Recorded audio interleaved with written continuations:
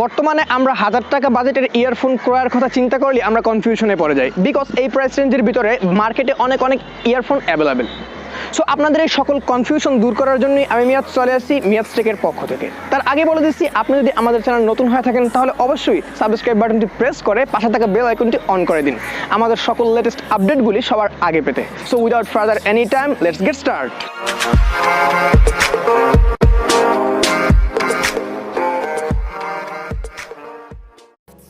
ভিডিওটি শুরু করার আগে ধন্যবাদ দিচ্ছি আমাদের আজকের স্পন্সর গ্যাজেট শপ বিডিকে। গ্যাজেট শপ বিডি একটি অনলাইন গ্যাজেট অ্যাক্সেসরিজ শপ। আপনারা তাদের কাছে এই ইয়ারফোনটি সহ যে কোনো ধরনের গ্যাজেট অ্যাক্সেসরিজ পাবেন সুলভ মূল্যে। তাদের ফেসবুক গ্রুপ এবং পেজের link will be in the description. ভিডিওর শুরুতেই বলেছিলাম কনফিউশন দূর করব 1000 টাকা বাজেটের ভিতরের বেস্ট ইয়ারফোন। সো দেখতেই পাচ্ছেন রিভিউ করতে নিয়ে আসছি কেজেট ZSE। বক্সটি দেখতে অ্যাজ ইউজুয়াল কেজেটের অন্য ইয়ারফোনগুলোর বক্সের মতোই। ওকে, এবারে এক নজরে দেখে নেওয়া যাক ইয়ারফোনের সাথে কি কি থাকছে এই বক্সের ভেতরে।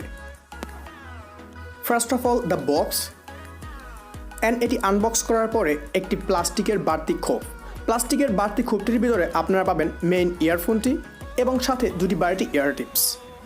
এরপরে পাবেন একটি ইনফরমেশন লেটার অ্যান্ড কেজেটের মেইন ইয়ারফোনটি। এর কেবলটি কেজেটের অন্যান্য ইয়ারফোনগুলোর মতোই।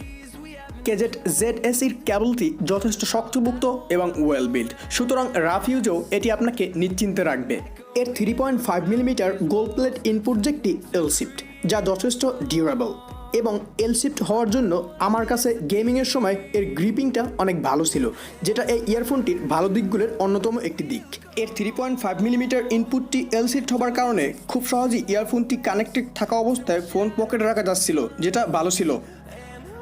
ডুয়াল ড্রাইভার এই ইয়ারফোন দুটি প্লাস্টিক শেলের ভেতরে। শেলগুলোর ভেতরে থেকে ড্রাইভার দুটি স্পষ্ট দেখা যায়। দুটি ড্রাইভারের পেছনে একটি অ্যাক্টিভ ভেন্ট আছে। এই ভেন্টগুলির কাজ ইয়ারফোন দুটিকে ব্লেডিংয়ের সাহায্য করা, এবং মাঝে মাঝে খেয়াল করলাম যা দিয়ে কিছু সাউন্ড লিক হয়। এবারে কথা বলা যাক the best thing of this earphone, the sound quality. I think this earphone is the best in this department. Truly the sound is awesome, loud and crystal clear.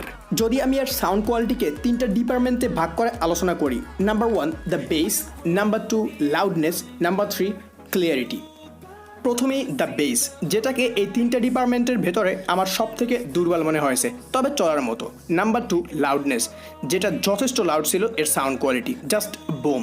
Number 3 clarity, it just outstanding. Music play থেকে শুরু করে gaming, প্রতিটা ডিপার্টমেন্টই sound কোয়ালিটির সূক্ষ্মতম ডিটেলসটা ধরে রাখতে সক্ষম হয়েছিল এই ইয়ারফোনটি।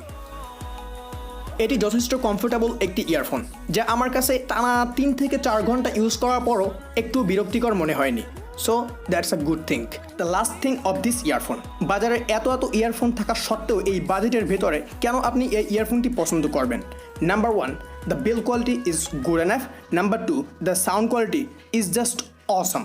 So now it's your time. আপনি এটা কিনবেন কি কিনবেন না? যদি আপনি এটা ক্রয় করার ইচ্ছা পোষণ করেন তাহলে অবশ্যই গ্যাজেট শপ বিডি হতে পারে আপনার জন্য বেস্ট চয়েস।